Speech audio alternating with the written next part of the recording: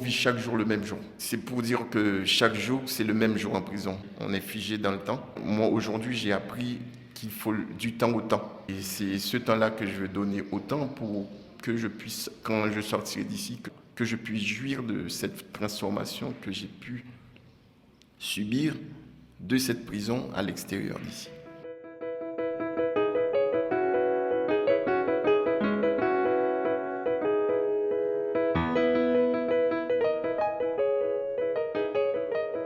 Il faut commencer au commencement. Je suis tombé en prison le 1er janvier 2022. Et quand on m'a enfermé dans la cellule, et je me suis dit, bon, c'est la fin de ma vie. Parce que j'avais tout prévu dans ma vie sauf ça. J'ai pris le temps pour regarder autour de moi et puis je me disais que est-ce que je vais finir avec ma vie? Est-ce que je me suicide ou pas? Et sachant que en tant que chrétien, en tant que croyant, c'est interdit de se donner la mort. J'ai compris qu'il fallait que je trouve un point focal pour que je puisse me fixer dessus et pour relancer ma vie.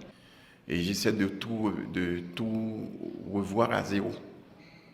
J'ai eu pratiquement 51 années. Mais pour moi, le jour où je sortirai de cette prison-là, je pense que ce sera mon année première.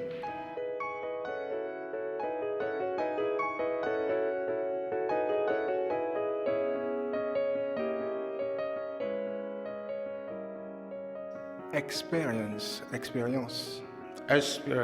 It's an experience, something you learn. It's something you witness, something you see. The time of your trouble, the time of your pain, the time of your happiness, the time of everything. Something you see, you feel, you think, you do is an experience. Quand je suis tombé en prison, j'ai fait une introspection de moi-même. Je me suis replongé dans tous les détails de mon passé. Parce que c'est pour la première fois que j'ai eu ce temps-là. Parce qu'avant, c'était boulot, dodo. J'avais un but, c'est avoir de l'argent, avoir encore plus d'argent. Donc, quand j'ai fait cette introspection-là, j'ai compris que tout le monde peut merder quelque part dans sa vie. Mais c'est comment on se relève de ce faux pas-là. Et ça m'a permis de voir comment est-ce que je pourrais améliorer ma vie dans les prochaines années dans mon futur en fait. C'est pas le meilleur endroit, mais si on tombe en prison, je pense que on peut acquérir la sagesse en regardant les autres faire et s'auto-corriger. On ne change pas de la personne qu'on est, mais on peut s'améliorer. Je serai une personne améliorée, une autre version de moi-même. Je vais dire quelque chose d'essentiel que peut-être d'autres détenus ou d'autres personnes qui vont entendre ce que je vais dire vont dire que ce type il est fou. Mais je pense que cette prison-là, c'est la meilleure des choses qui m'est arrivée. Parce que je me cherchais avant, j'ai pas eu ce temps-là pour me trouver. Cette prison m'a permis de me trouver moi.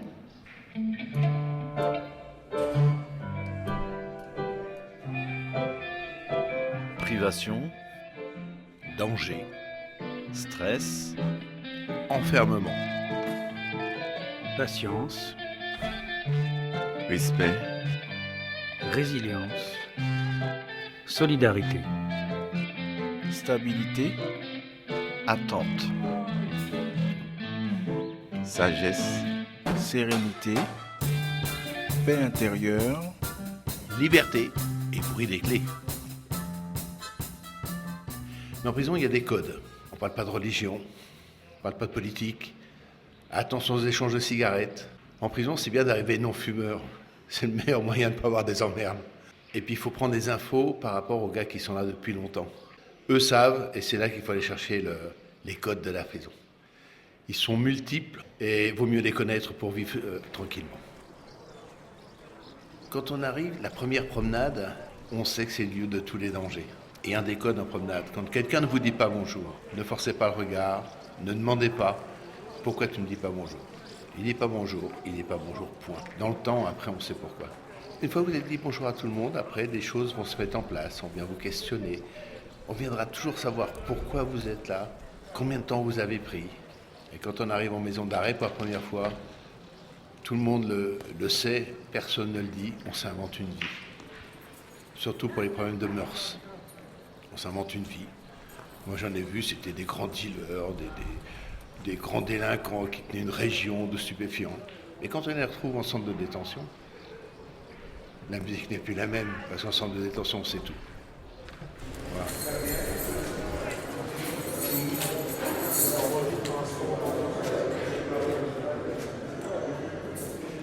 Alors, moi, je suis arrivé d'une maison d'arrêt. Il y avait 2 gars qui étaient là de maison d'arrêt avant moi. Ils m'ont dit, tiens, l'ancien, viens voir. Si tu veux rester à ce bâtiment-là, fais tel et tel écrit. Donc j'ai obtenu la place que je voulais. Et de l'autre côté, je me suis dit, on m'a aidé. Donc quand j'aurai un copain qui viendra de la même maison d'arrêt, par principe, je vais lui retransférer la même info. Et lui retransférera la même info, et la même info. C'est ça, Radio Prison. Et en fin de compte, l'autre qui vient de je ne sais pas où, de Normandie, du sud de la France, va rencontrer des copains du sud de la France, va lui donner les mêmes infos, puis tout ça, ça circule. Alors moi, je suis un musicien de Gros-Cas. Le Gros-Cas, c'est l'art traditionnel de Guadeloupe. Alors c'est ce qui est joué en Guadeloupe depuis pendant l'esclavage. Alors le rythme que je vais jouer, c'est le tomblac. C'est un rythme qui est très joué pendant les fêtes populaires, hein. Alors on y va.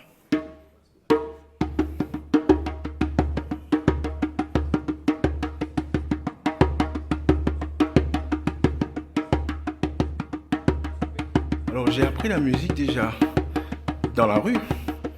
Dans la rue puisque chez moi, le samedi, au centre-ville, il y a un espace qui est réservé aux musiciens de rue.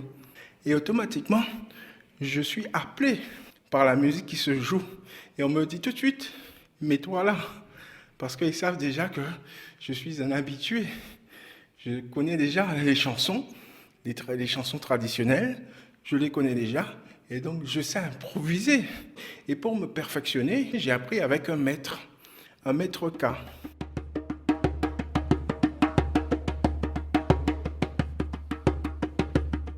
La musique, c'est primordial parce que en prison, on a toujours le bruit des clés, des surveillants, le bruit des portes qui s'ouvrent, qui se ferment.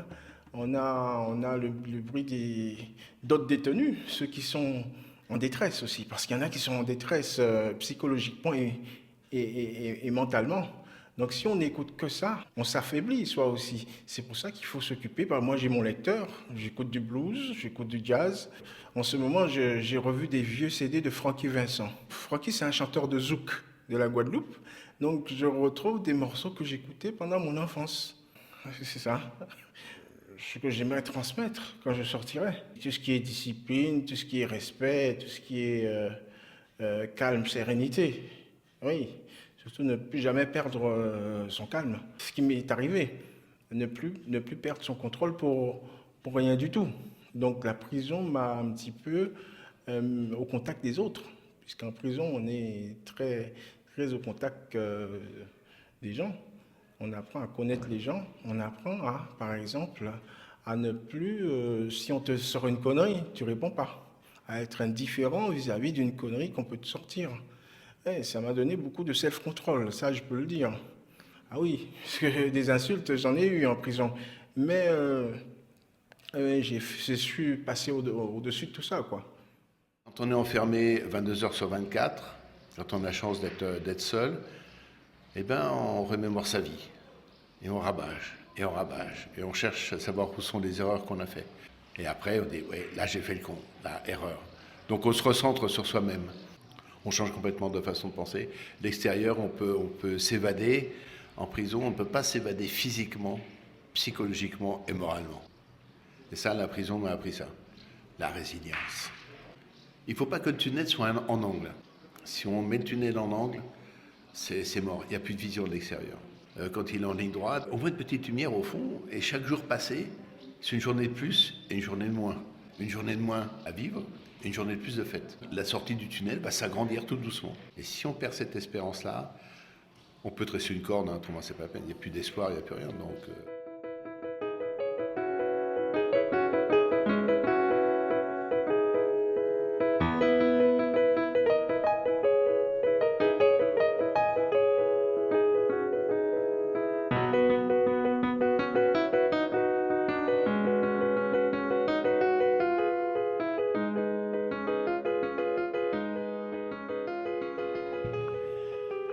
L'ennui me rongeait.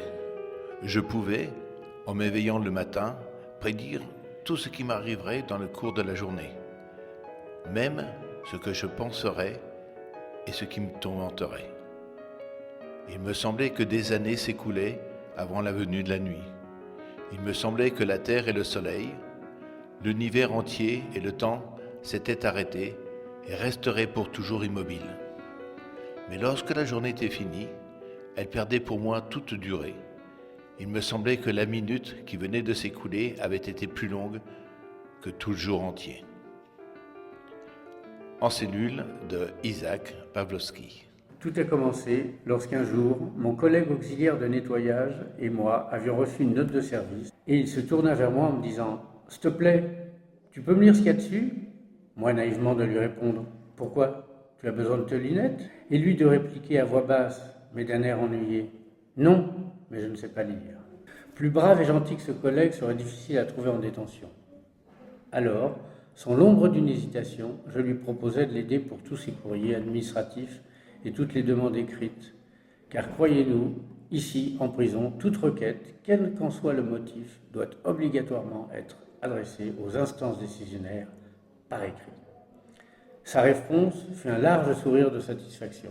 Plus tard, des mois plus tard, il ira même jusqu'à me demander de lui lire sa condamnation pour lui expliquer tous les mots et les nombreuses phrases qu'il n'avait jusqu'alors jamais compris. Le téléphone arabe fonctionnant plutôt rapidement en prison, je vis ensuite venir vers moi plusieurs détenus de tous âges me demander de l'aide, soit pour la compréhension de lecture de certains documents reçus de l'administration ou de la justice, soit au contraire pour écrire une réponse ou tout simplement envoyer un petit mot à un membre de leur famille ou à quelques-uns de leurs amis. Cette nouvelle fonction d'écrivain public, ou dirais-je plutôt d'écrivain de bâtiment, me ravit. Je fus approché par des détenus avec lesquels je ne serais certainement pas entré en contact autrement. À leurs yeux, étais-je un visiteur de prison ? Non. Étais-je un psychologue ? Non. Étais-je un ami ? Certainement pas.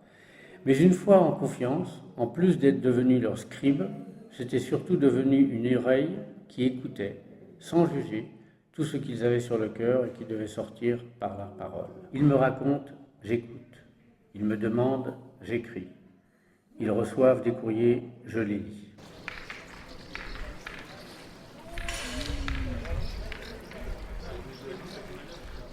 Je cuisine avec la farine, des œufs, de la levure. Je mets des fois du chocolat et avec des fruits. Ça m'est venu, en fait, j'aime bien faire plaisir aux gens. Au début, c'était pour moi et j'aime bien faire plaisir aux gens. Et les gens me disent que c'est bon, donc ça me fait plaisir de continuer. Ça fait oublier un peu qu'on est en prison. Parce qu'en fait, moi, ma cellule, c'est comme une boutique. En fait, j'ai 2 placards. Je mets des fruits, tous les fruits qu'ils donnent. Je peux mettre des biscuits qui vendent aussi. J'ai tout ce qui vend dans les cantines, donc avec différentes saveurs. Gâteau au melon, pastèque, tout. Et il y a beaucoup d'amis à moi qui n'arrivent pas à faire. Parce que ça fait beaucoup de jus. Moi, des fois, j'arrive. Bon, des fois, c'est compliqué, mais des fois, j'arrive. Je les cuis avec une plaque à induction. Mais il y a un dosage aussi avec la plaque.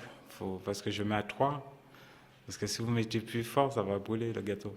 Après, il faut le tourner. Tout le monde sait ça à présent. Chacun essaie dans sa cellule et après, c'est comme ça qu'on se perfectionne. Mais moi, j'ai appris avec des amis aussi. Donc, mais après, tout le monde peut faire un gâteau sur une plaque, mais tout le monde ne peut pas faire tous les gâteaux avec les différents fruits.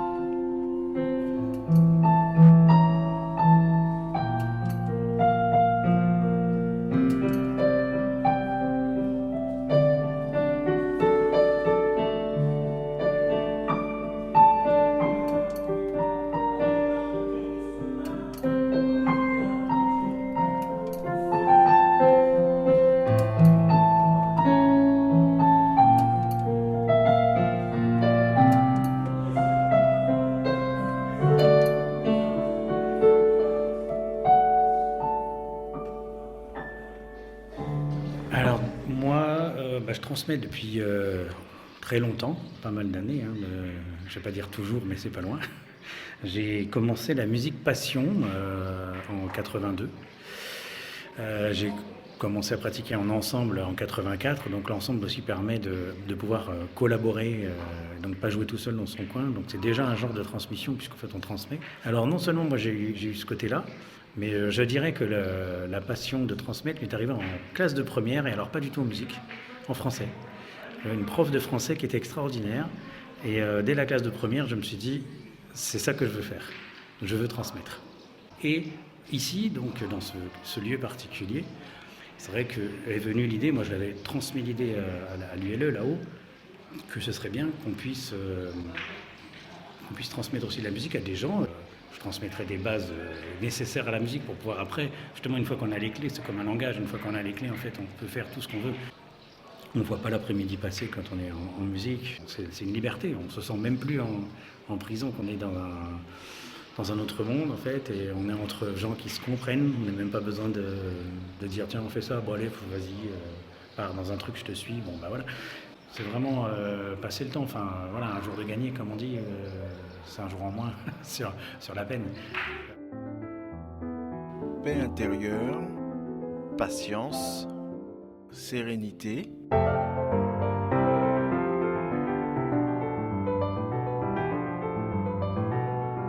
Solidarité. Stabilité,